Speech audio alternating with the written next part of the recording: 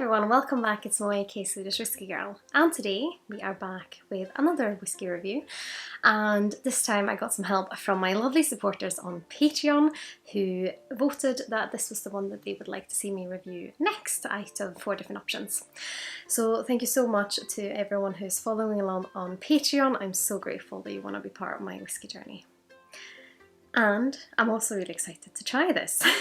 So I was gifted this bottle, and it is the Tullibardine, the Murray, and this is the double wood edition, which has been matured first in first fill ex-bourbon and then in the first fill Oloroso, I believe. Distilled in 2005, bottled 2020, so around 15 years old, and it's part of the Marquess collection. And it's quite funny, so when I used to work at Scotch Whisky Experience, one of my go-to whiskies behind the bar for a while was the Tullibardine Marsala Murray. Can't remember what kind of edition that was, but I think it was the one we had at the bar at the time. And I really like that because it had like quite dark tropical notes in it, which was really interesting. This is bottled at 46% ABV and retails around £60, £60. And also comes in a box, which opens at the side and has like a velvet interior. So yeah. Was I gonna say anything else? It's a Highland distillery based in Perthshire. I still haven't been, and I really should go because it's one of the kind of closest distilleries to this area where I'm in, where you can actually get by bus, I believe. Too many distilleries, too little time. But let's have a nose of this. Ooh. Interesting.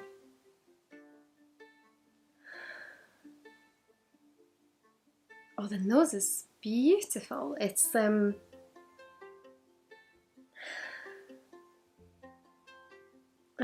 reminds me of both I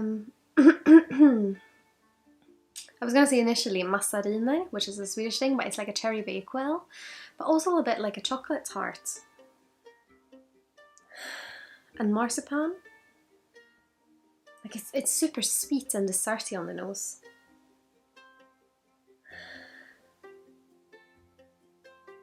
But also has some sort of berry note, like almost like a raspberry almond, almost like a macaron. So like it's quite interesting because now, without actually thinking of it, I've said massarine, I've said cherry bakewell, I've said a macaron, and all of them have a nutty element in them because they use almond flour, I believe, and it's that kind of combination of baked almond things, a little raspberry and chocolate. That's what I'm getting on the nose. Very kind of rich and juicy. Oh, this is the problem though. When you try something that has a very lush nose, I build up such high anticipation.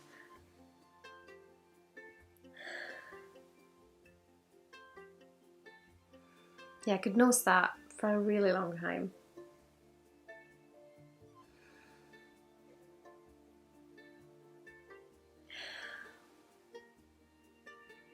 Trying to find if like they can pop up anything else, but I can't get over that kind of baked note. But I'm also trying to identify because it almost feels like walking into a bakery shop, but it has something else as well, like a floral note. So I'm like, is it like walking into a garden coffee shop or like a bakery, or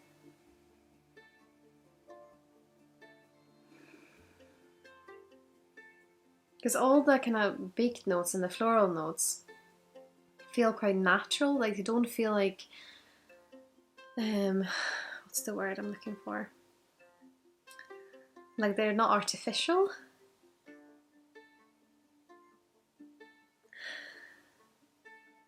But I don't know if it's just the weather. It's quite warm today, so it's also a bit like humid fruits. But let's have a taste. Sláinte.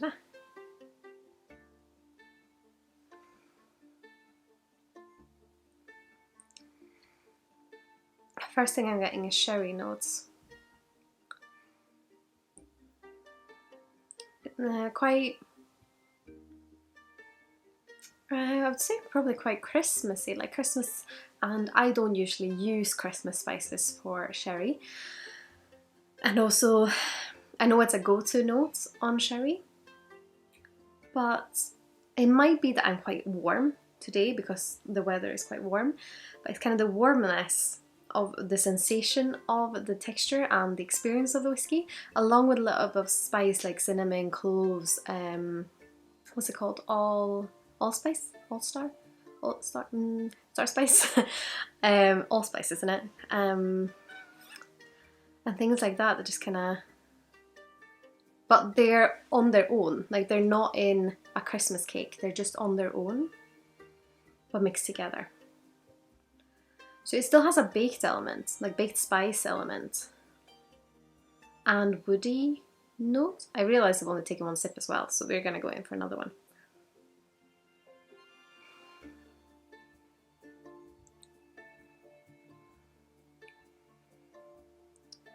Yeah, first approach is quite like it does feel a bit like when you are in a warmer country and you go into water that is pretty much the same temperature as you.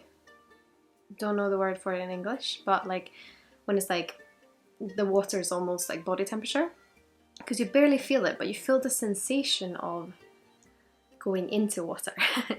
And it has something like, and I don't know how to explain that, but it's like the experience of the liquid itself is very similar to that. So it might be that it's a bit warm, but it's because the aromas don't like rush out in any direction to start with. They just kind of, they're quite bound together. So you try them and you have like a little bit of spice, a little bit of fruitiness, and it all feels very body temperature.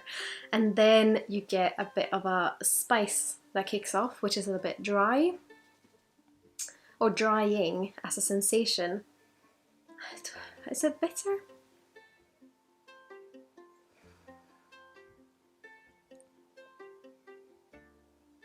It has a touch of a bitter element because it's kind of that drying sensation.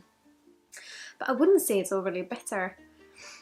Like I feel more of the dry sensation, like the tannin note in the spice rather than anything else. And then it's surrounded by a big fruitiness. And what lingers towards the end is like a light purple meet orange fruitiness with a bit of Christmas spice. Quite warming. I feel like you can get the presence of both the first fill bourbon, which brings like a big juicy element and quite a fresh spirit, and then the first fill sherry, which brings all those darker tones and the Christmas spice and the...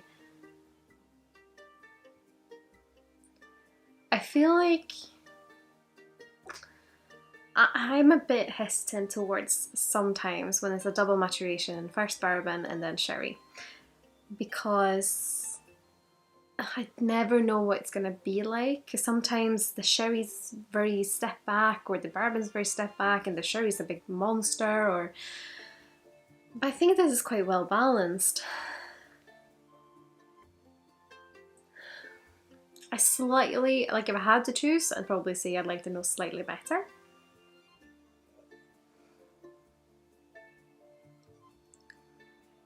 The palate's really interesting as well. It's a little bit more of a bitter note now. Like a bitter grassiness perhaps. No, let's not say grassiness, let's say wood instead, like bitter wood. But yeah, those baking notes I think are quite interesting. I'm trying to figure out what more to say. It's always interesting to try something like this when you aren't quite sure what to expect, and then it just kind of does a variety of things.